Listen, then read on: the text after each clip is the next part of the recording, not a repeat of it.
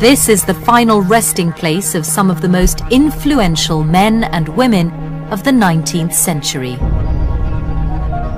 Tucked away amongst these memorials to the great and the good are the graves of three largely forgotten pioneers: Baron Headley, Marmaduk pitkhal,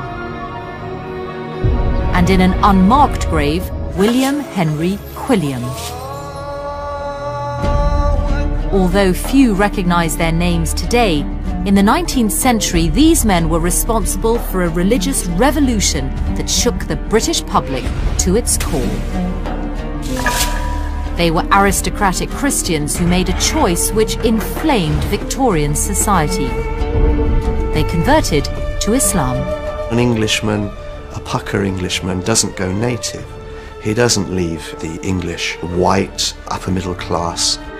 And they changed the face of the Muslim faith in Britain. Pitkhal's great achievement was to translate the Quran. It has been perhaps the most important translation of the Quran into English that there ever has been. This is the story of three extraordinary men who embraced Islam at a time when to be a Muslim was to be seen as a traitor to your country and the focus of hostility. In the press, he was charged with treason, and he certainly was put under surveillance. I think to rebel against his parents and to change his religion, I think it did break his mother's heart. Through the personal journeys of still surviving relatives, we'll discover just what these men achieved and how their legacy lives on today. My impression of Islam sat within post 9/11 thinking and the emphasis around fanaticism. But finding out about Marmaduk changed all that. Suddenly, Islam became so much more.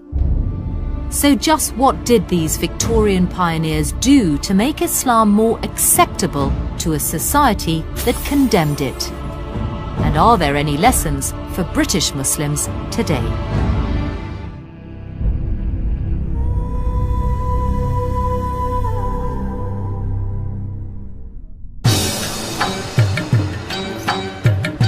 Liverpool. Today it's home to nearly 25,000 Muslims. This is the city's largest mosque. Built in 1965, it would appear that this Muslim community is relatively new to the city. But far from it. A century ago, Liverpool was a flourishing port, and Muslim sailors from India and the Far East would have been regular visitors. In fact, just 3 miles from today's thriving mosque, there are traces of an entire hidden history of Islam in Britain. Echoes of a community that faced many of the same problems as Muslims today, and which may hold some of the solutions. This rather faded terraced house in a Liverpool suburb is where this forgotten story of Islam begins. Although it doesn't look much now, in the 19th century, this was the first mosque in England.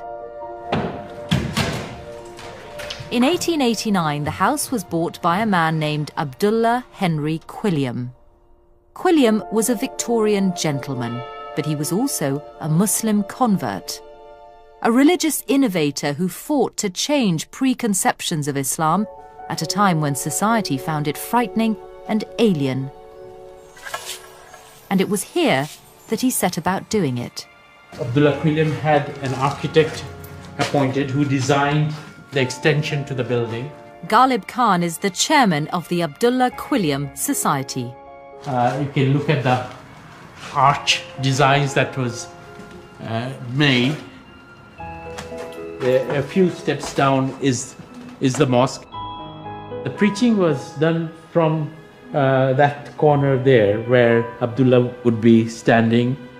Against the odds, Quilliam established this not only as a mosque, but as a flourishing Muslim institute with its own printing press and an orphanage.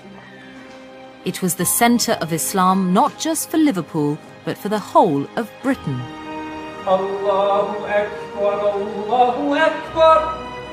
It's an achievement that some Muslims believe holds the key to the future of British Islam. For me, Abdullah Quilliam really is a role model. He was so ahead of his times, as it were, that he is the blueprint in many respects for how we hope to continue in our community.